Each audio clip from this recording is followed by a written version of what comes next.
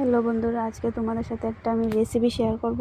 শিং মাছের পাতুরি। দেখো, শিং মাছ কেটে নিয়েছি, এখানে পেঁয়াজ রসুন আলু কুচি করে কেটে নিয়েছি, এখানে মরিচ পেস্ট করে নিলাম, কলা পাতাটা ধুয়ে নিয়েছি, কলা পাতার মধ্যে করব আমি পাতুরি।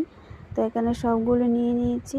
শুকনা মরিচ দিলে একটু কালারটা ভালো হবে, তো আমি শুকনা মরিচ খাই না, তাই কাঁচামরিচ দিয়েই পাতুরিটা করলাম। শুকনা মরিচ দিলে কালারটা একটু ভালো হয় আর কি।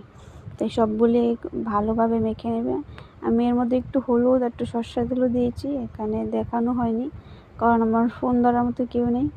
তাই এখানে কলা পাতাটা বিছিয়ে নিলাম, তারপর এটার মধ্যে সবগুলি দিয়ে দেব।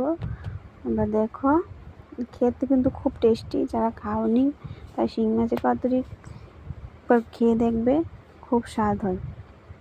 যারা শিং মাছ খেতে চাও না তারা এইভাবে পাতুরিটা করে দেখো, খুব ভালো হবে। তারপর গ্যাসের মধ্যে